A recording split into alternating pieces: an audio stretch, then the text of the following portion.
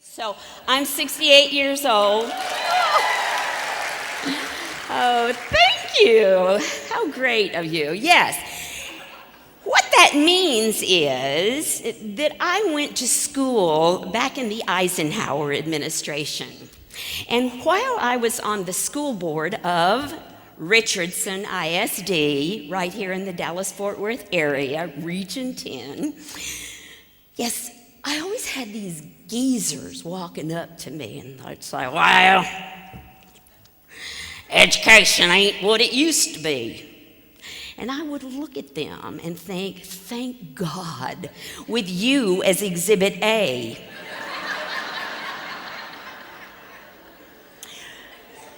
So, people are always talking about the good old days, And when were the good old days?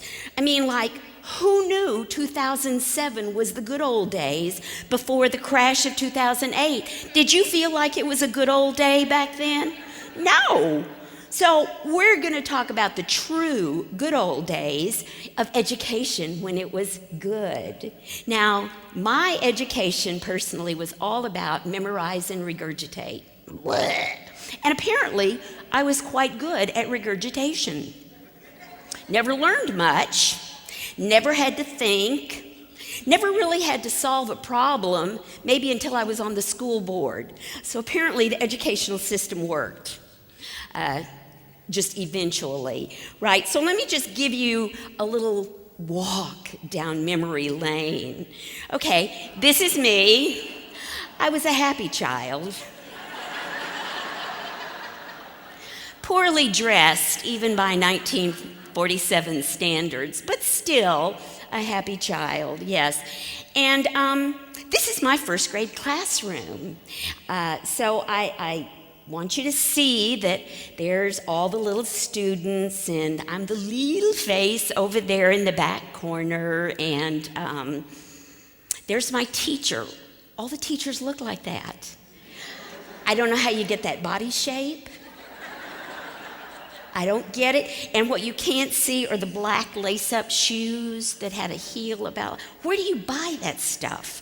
I don't know. And she smelled. Not at all like teachers today.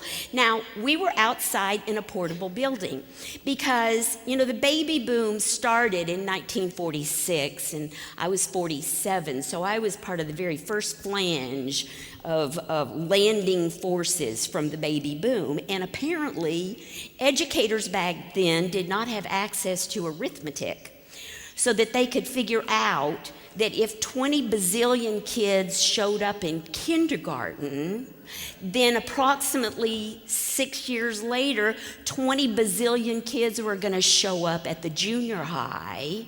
And then a couple years later, 20 bazillion kids were going to show up at the high school. Therefore, I spent my entire education career, back in the good old days, out in portable buildings. Now, let's talk about girls' sports, which apparently hadn't been invented, because girls' sports consisted of freeze tag, jacks. I was very good. I could do tensies all day long. And, of course, dodgeball. How many of you all are still playing dodgeball? Okay, I know you're out there. I know you are. I don't get what is the magic of playing a game where someone tries to hurt you. For small kids, football, sure, yeah, they cart those players off the field, but they pay them a lot of money for the pain. But dodgeball is all about pain. What is up with that? And of course, the greatest pain of dodgeball is choosing teams. I just want you to know this is the fire of damnation as we all stood against the wall praying that we would not be the last to be chosen. Please, Lord, please don't let me be the last. Next to last is fine.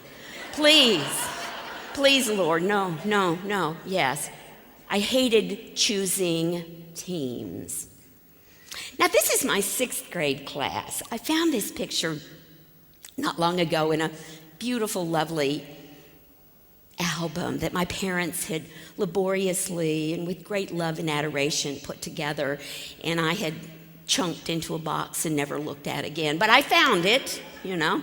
And here's a picture of my 6th grade class. And there I am.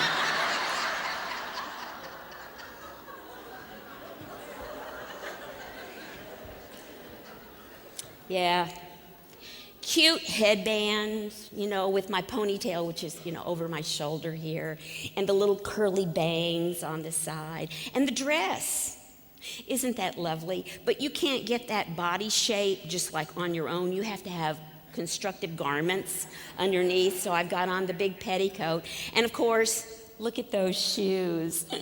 Are they dodgeball worthy? Clearly, this is a reject, a dodgeball reject. So here's the deal. The question I want to pose to you is, would you be picked for your team? If you had to line everybody up against the wall in your school district, in your system, would you get picked for the team last? Are your teamwork skills good enough? If it wasn't about being able to dodge a ball, what is it about?